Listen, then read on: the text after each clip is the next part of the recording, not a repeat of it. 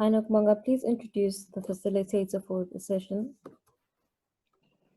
Okay, greetings everyone. My name is Vongai. I am the Secretary of the Young Academic Society. So I'd like to introduce our first facilitator of which is Ms. Vayegli and Mafongoya. Ms. Vayegli is a final year Bachelor of Social Sciences student majoring in psychology. She is a general member and a mentor of Young Academic Society, a member of Golden Key International Honor Society, and was recognized as a membership recruitment director in 2019. And she was also a proud recipient of 2020 Golden Key Travel Grant to attend a summit that was held in Brisbane, Australia earlier this year as a member of Ubuntu organization, and she has participated in a COVID-19 mass drive and was a part of SADC, Empathy and Hope project as a member and volunteer, and she has accepted by the YALE network to be a part of Civil Leadership Trust. So let's welcome her.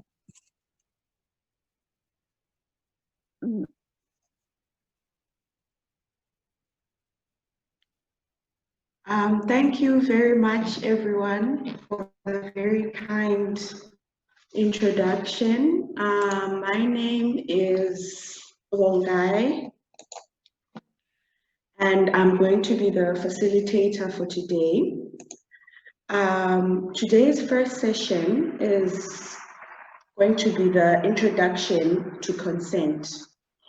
And it is the first workshop in a long speaker series about consent, which we are using the acronym of FRIES, which is derived from the Planned Parenthood Organization and defines consent as freely given, reversible, informed, enthusiastic, and specific.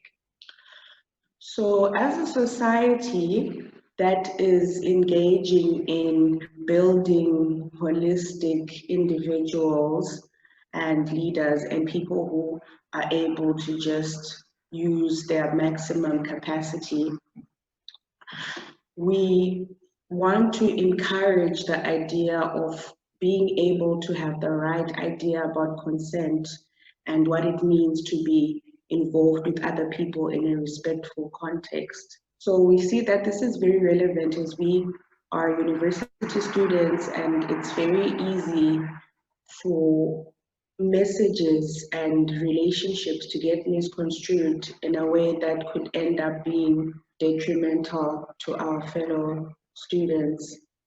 And we just want to create a space whereby we're respectful to everybody as human beings, as colleagues, as friends, as partners. So I'm very privileged to be able to host this first session of this workshop, and I want to be able to introduce our first presenter, which is Mrs. Nobile Joy Foord Hlongwane. Mrs. Hlongwane partners with various stakeholders and prominent figures to spread the key advocacy message around gender-based violence. As a facilitator, she is a soft skills specialist with expertise in diversity, transformation, HIV and AIDS leadership, and coaching. In 2019, Joyful was recognized as an honorary for the top 10 outstanding young persons of South Africa by the Junior Chamber International Organization for the work that she has done, and is a local president of its Durban chapter. Lastly, Joyful is the awareness campaign coordinator for the Jes Foord Foundation and is passionate about skills, transference, and development, focusing on unlocking one true's potential. So as we can see, I think we can see that everything that Joy stands for is something that we as the Young Academic Society are also in close beliefs with. So it's my privilege to introduce Miss Hlongwane. Thank you.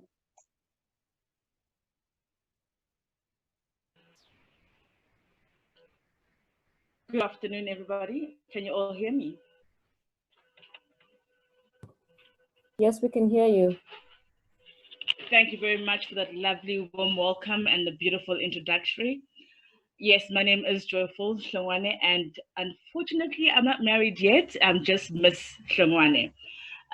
Just to run through the topic for today, I would like the moderator to please play a video just to introduce the organization to everybody so that we all know the organization. Thank you.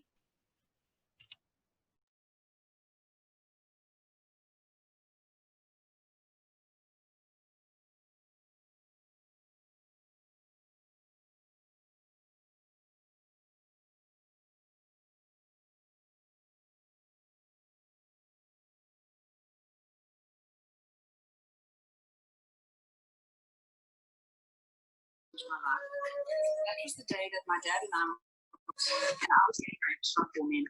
Because of my experience, I established the Jes Foord Foundation.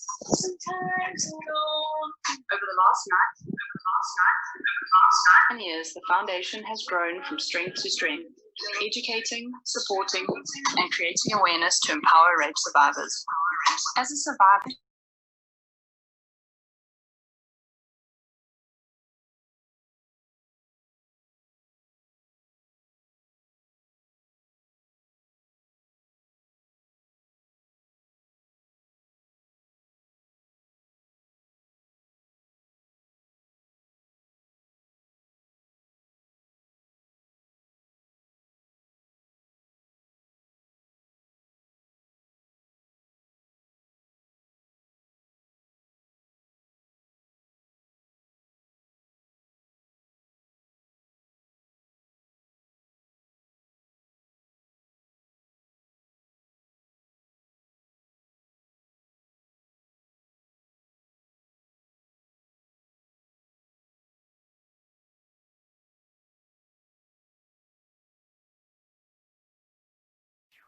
Sorry about that, ladies.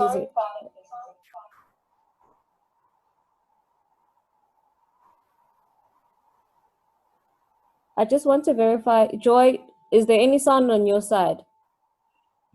Unfortunately, I can't hear a thing. I can see the pictures moving, but I can't hear a thing. Can anyone else check if or verify if there's sound on their side? There's none, no, sir. It's picking up and dropping, right? But for the most part, there's none. Okay, I'm going to try to replay it. Just give me a second. Okay.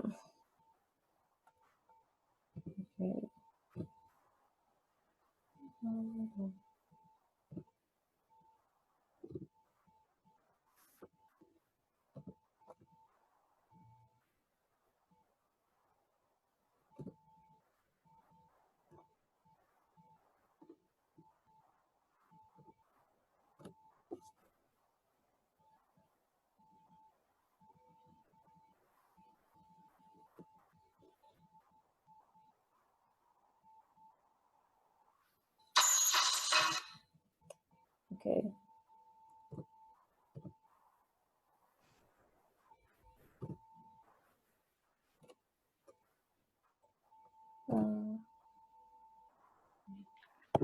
Sorry, in the meantime, Nosipo, Yep, can I please just give some of the rules and how everything is going to work out in the meantime? you may do so. All right, thank you. Okay, thank you everybody who's already in the session. Just a couple of ground rules is please remember to keep your mics off. And if anybody asks a question who's speaking, you can just use your reactions to give a thumbs up or a thumbs down if you want to agree or anything. And also at the end of the session is when we're going to have our questions. So if anybody has any questions, you can just put them up in the chat and we'll just conclusively deal with that at the end of the session. Thank you.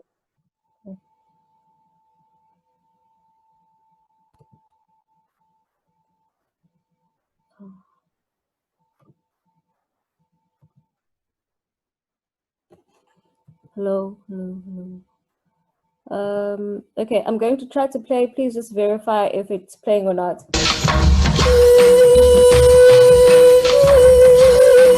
Is there any sound on your side now, Vongai?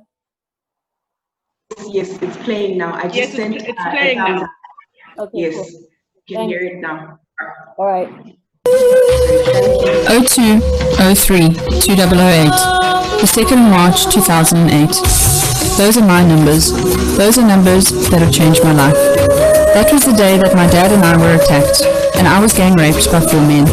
Because of my experience, I established the Jes Foord Foundation.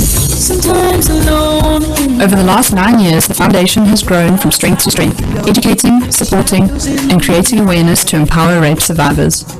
As a survivor, the Handbag Project is very important to me. The project now sees us delivering over 5,000 comfort bags every year to various crisis centres and police stations around the country. The bag is packed with everything a victim needs to get clean on the outside, from shampoo through to toothpaste and new underwear. When someone is raped, it's like a ball of poison goes inside them. It eats away at you, causing flashbacks, anxiety, and fear. The only way to get rid of this poison is to talk about it. The Jes Foord Foundation offers free counselling and various support centres. There is such a stigma around rape that awareness needs to be created. The Jes Foord Foundation offers various awareness programs, as well as educational talks to schools, communities, corporates, and other social groups. Our Actively Against campaign has been a great success in that we created a platform for many different people to help us create the necessary awareness. Groups such as rugby, soccer, running, tennis, and school sports have played a huge role in this. Showing our children positive role models is very important to me. That is why we run the mentorship program for 40 schoolboys from underprivileged schools every year. There are various ways to get involved, such as supporting our new charity shop or our newest edition, Zappa. You can also go to our website, www.jff.org.za, or call us on 0861 333 449. It is because of people like you that we are able to turn victims into survivors. Thank you so much for your support.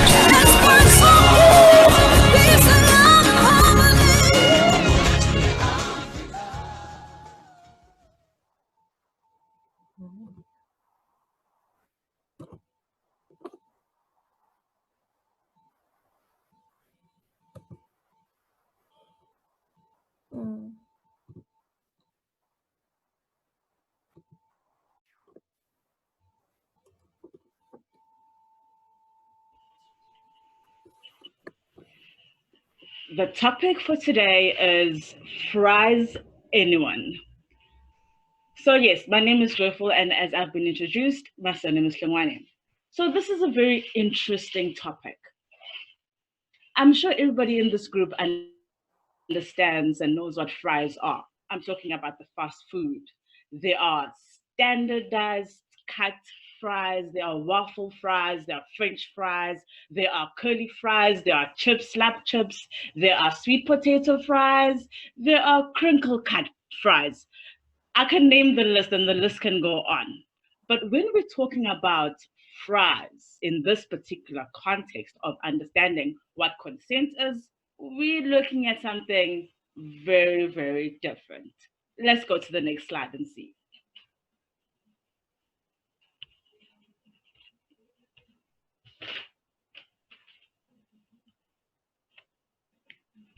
So, what is consent? What are these fries we're talking about? Well, firstly, fries is an acronym for freely given, reversible, informed, enthusiastic, and specific. Now let's use this analogy of actually having French fries. Think about it for a moment. You would like to order some fries. What happens to you in the beginning of your thought? Well, there is the before placing the order, there is how to place the order, there's what to do when placing your order. Is there a return guarantee process? Is my order ready yet? There are all sorts of questions that come about. Receiving your order, let's start unpacking this topic in relation to consent. Let's focus on before placing your order. Now, I've just described different types of fries, which means with that analogy, there are different types of consent. Do we know what they are? Let me run through it for you. Firstly, there's informed consent, there's expressed consent, there's non-verbal consent, then there's implied consent. But what is this consent? Well, consent is when we willingly, verbally agree to engage into something, whether it's a partnership, if you're looking at business, whether it's in terms of social development, when social workers deal with clients, they have confidentiality forms, whether we're understanding consent in terms of medical procedures, whether we're understanding consent in terms of relationships and intimacy, and those kind of things. It varies depending on the context. But today's focus, we are focusing on sexual activity. So when we understand consent according to the South African law, one cannot engage in sexual practices unless they're fully present and prepared for the actual encounter, unless they know what they are engaging in. This reverts back to what we call informed consent. Do you know the risks? Do you know the benefits? Do you know the alternatives of actually being part of or engaging in the sexual activity? Are you conscious of what you're doing? Are you aware of actually making this decision? When we talk about expressed consent, we're looking at, does this person have the right sound of mind to make the decision? The expressive consent looks at, is it verbal or written? In terms of non-verbals, we're looking at physical reactions and behaviors in terms of giving consent. You can nod your head, for example, if you understand something. That is also giving consent into your understanding. Implied consent looks at giving permission, or rather an assumption of giving permission that is used in medical terms, in terms of clinical diagnosis and examinations, consultations, where the individual indicates their willingness by his or her behavior. Then there's another form of consent that we don't really dabble or rather come across much, because we don't really think it is important, because it comes to minors and their rights to consent. Minors do have the right to consent, and this is very, very important when we talk about sexual interaction. Now, how do I engage in having this conversation? You need to turn on the fryer. Start the conversation. If you're talking about sex with your partner, you need to talk about the hot topic. Get into the oil a bit. Talk about the topic of sex. Be yourself, be honest, be truthful, be open. Make the conversation as natural as possible. Be simple, have it in a neutral setting, and not the bedroom, guys, because that is initiating things that we do not want to open up to. Be clear about what you are thinking about, your fears, explain yourself, your wants, your desires, your fantasies, and also be willing to listen and ask questions so that you can get clarity. Now, we are talking about how to place your order. Okay, we are saying be open, right? We are saying ask for consent every day. We are saying that it is not always going to be the same in terms of, if I gave you consent last week, you're going to get consent this week. So let's go back to the analogy of fries. So here I am sitting in the office thinking about lunchtime. I'm thinking I would like some McDonald's fries. I'm sure you all can agree that McDonald's fries are yummy. Well, if you like Steers, you are welcome to go to Steers. But think about that. You have a choice. You choose where you'd like to go. So before placing the actual order, I think about, do I have the ching? I compare the costs that are involved. Can I bear the emotional, if you're talking about consent, the emotional responsibility for not ascertaining consent. There's a cost. What are the legal and psychological implications of not obtaining consent? There's a cost. Am I going to get value for my money if we're talking about consent in terms of fries? Well, your money would be you as an individual looking at yourself and your worth. Is engaging in a relationship or a sexual activity without consent worth it for me or the next person? And you need to think about ordering your actual fries. Are you ordering your fries singly as individuals in terms of you just want your fries all alone? Or are you having a combo? Are you having a burger with those fries? Are you having a cool drink? Are you having a meal? What type of fries are you looking at? Are you looking at the standard cut fries, waffle fries, slap chips? How do you want these fries of yours to be served? What sauces or spices would you like? What size would they be? And then you assess your pockets. Can I actually afford these fries? Have I actually taken the reasonable steps and thought processes that can actually make me acquire these fries?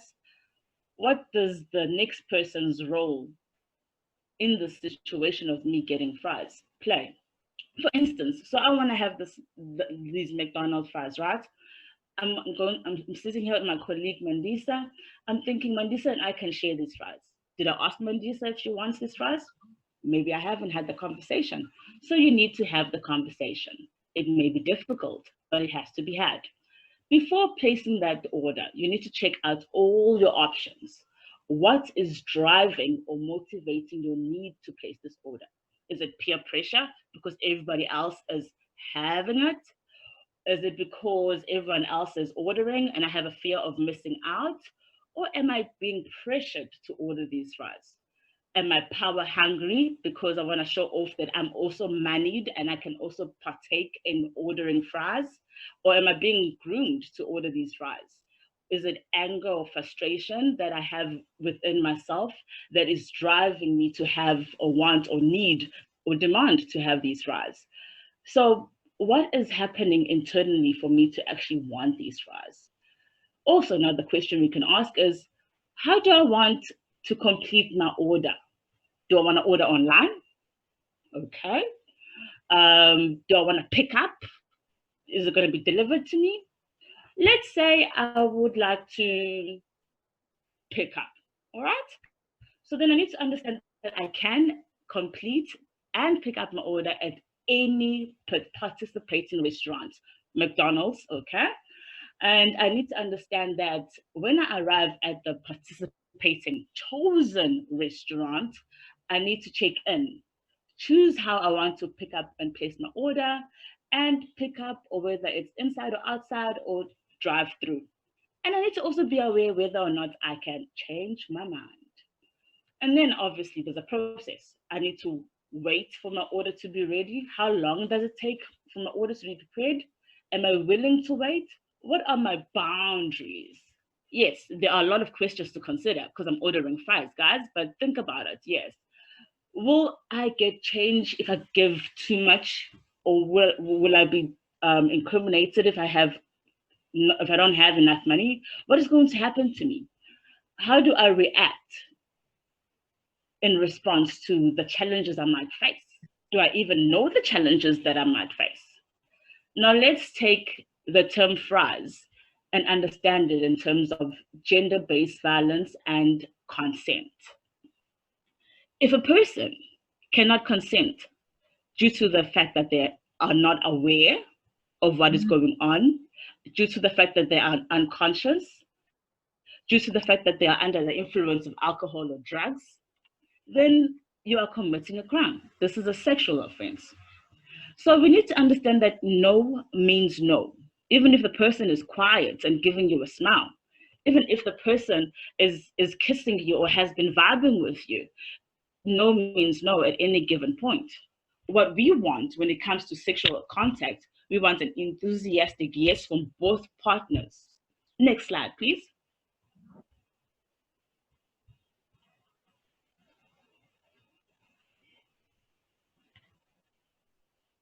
Next slide.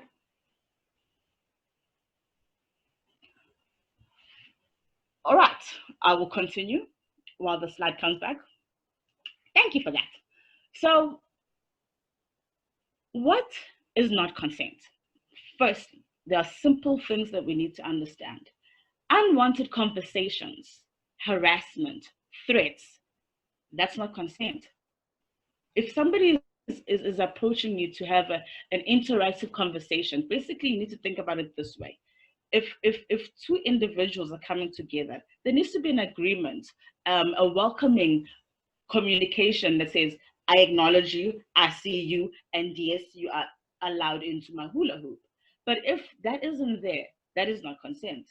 If a person is following you and stalking you, cornering you, or blocking your path, they're not consenting to be in your present space. Touching and grabbing, hitting and slapping. Sometimes people use weapons just because they want to enforce what they want. And sometimes if we look at rape itself, penetration is there. So we need to understand what is sexual assault, and also we need to understand what is rape. But we will go into that shortly. All the above forms that I just discussed with you guys are different dangers and have different degrees to their danger or level of danger to the actual person. If you look closely at these, touch isn't really involved, but there are still forms of assault. Why? Because there is a real threat to your comfort, to your inner circle, your personal space. For this reason, this is called a crime. So, when a person, let's just go back to the example, when a person forces themselves, whether they're older or younger than you, or of your age, to do something of any nature with regards to sexual activities, it is wrong. Why? Because they are forcing you. They didn't ask you. They aren't asking or engaging with you. They're not having, or rather turning on the fryer and starting the conversation with you. They are doing things without your will. If you look at consent itself, there needs to be a sense of willingness, both emotionally, spiritually, psychologically, and physically, where you are consciously aware of what you are saying. You know the intent, you know the risks. But when that isn't at the foreground, that is known as an assault. Just because you're involved with someone in a regular basis. For example, let's just say it's Friday night, I'm vibing with my friends, we go into a club, we're chilling. Great, we can do that. Now, I meet my boyfriend of 2 weeks. Yeah, I've got a new boyfriend for 2 weeks. And we've been vibing, we text, we communicate, like how we order online via our social media. Yes, we've been talking about sex all the time on social media, and we've had the conversation, sort of. Now we are vibing at this lovely club. I consent to kissing him. I consent to holding hands. But that doesn't necessarily mean I want the full meal. Do you understand what I'm saying? I could consent to one activity, but it doesn't necessarily guarantee that I'm going to consent to the whole entire event. So if you look at the actual law itself, it says we need to take reasonable steps when requiring or acquiring consent and actually engaging in terms of sexual activities. If anyone withdraws consent at any given point, that is considered as a no. And if you continue and persuade and force yourself onto somebody, then you're committing a crime.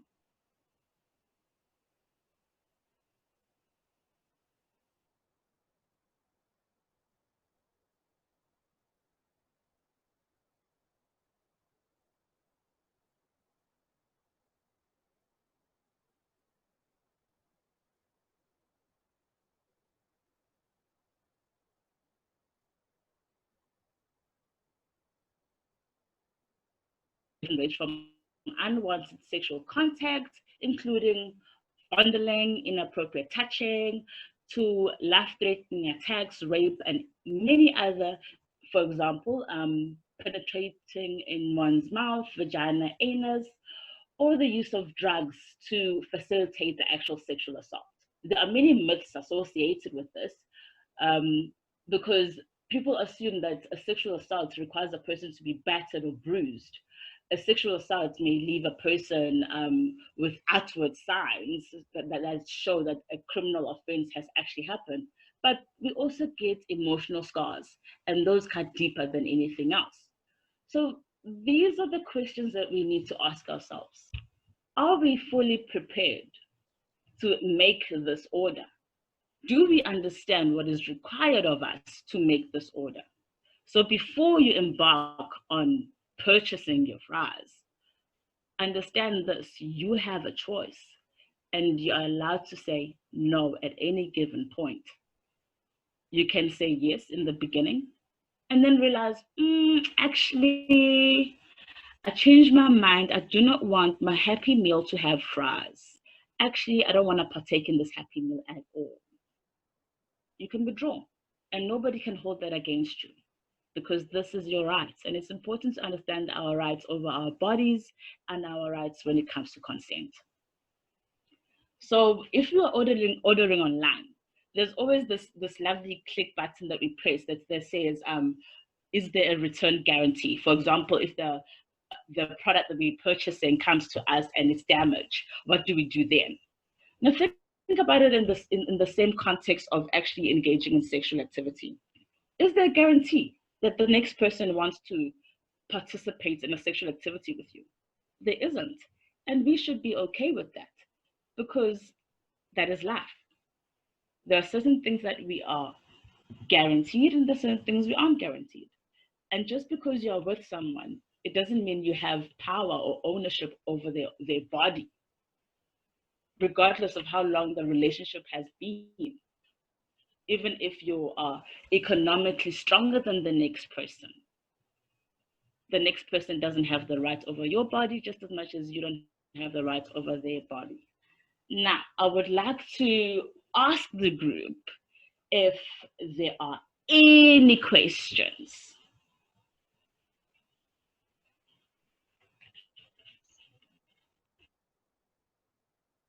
Joy.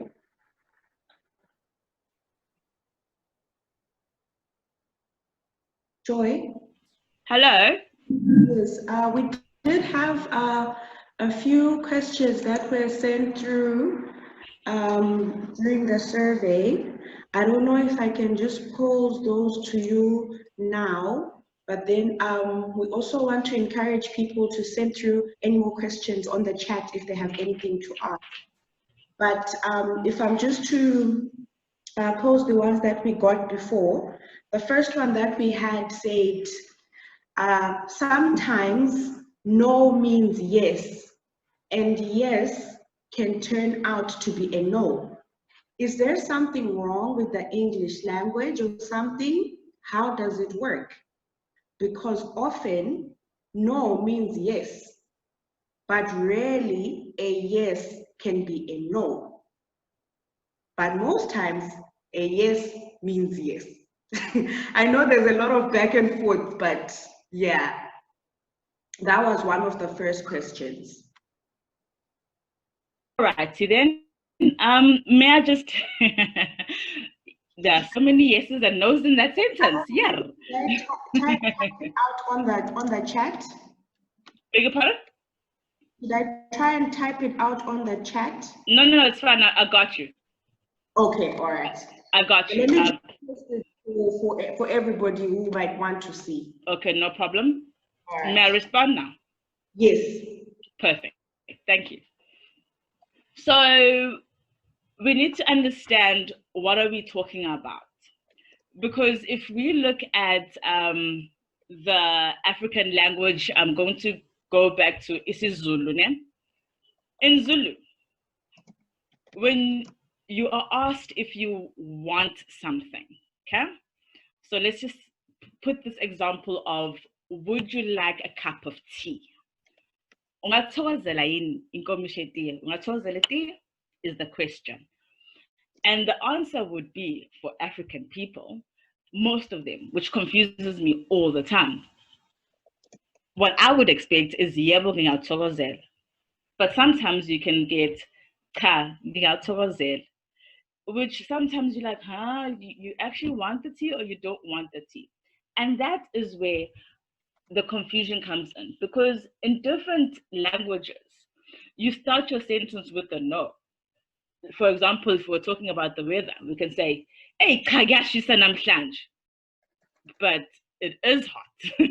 You know, when it is hot, normally we say, kahaishem gaband. Are we acknowledging the fact that it is hot? Are we acknowledging the fact that it is cold? But why are we starting with the word ka? Ka is for emphasis. So we need to be mindful of what are we trying to portray. Now, my biggest thing is for people who are in relationships, ensure that you don't put yourself in a vulnerable situation where things can turn for the worst for you. You need to ensure that you gain consent at all times. For instance, when you're holding hands at dinner, get consent for holding those hands. When you are kissing each other in the car, get consent for kissing in that car. When you are driving all the way to somebody else's house and you're having a nightcap, let's just say, get consent for that. When somebody invites you into their house and say, would you want to come in for coffee? Get consent for coming in for coffee. So at every point of engagement where you are going to interact physically with the next person, get consent, whether it's verbal, physical, but it needs to be clear and enthusiastic. We don't want situations where I'm not sure. She did say no, but yeah, she was naked. Because this is the situation that we are faced with right now. The lady, for example, I'm going to use a male and a female situation here. The lady during the week has a beautiful conversation back and forth on WhatsApp with the guy. And they plan to meet on Friday night, right? And they're going to engage in sexual activity. They vibing, they texting, everything's okay. So it is a yes. It is a yes, verbally, because the conversation is happening. We're discussing it. We're saying yes, we're doing this. All right, great. We planned it. We have chosen a venue, chosen the store to buy my fries, yes. And you've chosen your partner to serve you, yes. And they get there. But that morning, the young lady is reminded that there's a virginity testing on Saturday. And then she remembers, oh my gosh, I can't lose my virginity tonight because, I have virginity testing tomorrow and the pressures of home and my culture, Jesus Christ, what am I going to do? And she goes to her man's house, thinking and believing and trusting that he will be able to understand the value of no. It goes either way. He could say, when she says no, he could understand and actually stop. Or he could persuade her to say, no, come on, baby, why are you acting like this? How? Or who are you saving it for? There are many things that put people under pressure to turn their yes, or rather to turn their no into a yes. Now, if you are turning a no into a yes under pressure, that is a crime. Okay? And when you have an enthusiastic yes, which turns into a no, suga lapho, leave it, because that is actually kusho ukuthi ungqongqozelwa ijele ungabonanga. Siyasho isiZulu sithi ijele or rather icala livula ingubo lingene. If you want to put it in English, I can't do the whole direct translation, but you're never really prepared for a criminal activity. Crime happens any given point. And when it comes to sexual interaction, we need to be mindful of situations that we don't put ourselves in vulnerable situations where we can become perpetrators. I'm not sure if I've answered your question, but I think that's where we're headed. When does a yes actually mean a yes? When both parties actually say and agree to actually being present. They are physically, emotionally, psychologically, spiritually connected in engaging in the sexual activity, whether it's the kissing, the easy stuff, or whether it's the hardcore sexual interaction or sexual intercourse. Some women say that they don't mean then you need to understand your partner, how they they have fantasies, because there are certain fantasies that people want to explore which have authoritative figures in the scenarios of a role playing. You need to understand that and engage on that and explore that and be comfortable with that. Hence why I'm saying, Guti, you need to turn on the fryer and have the conversation. Don't be afraid of having that conversation and actually being open to discuss. Thank you.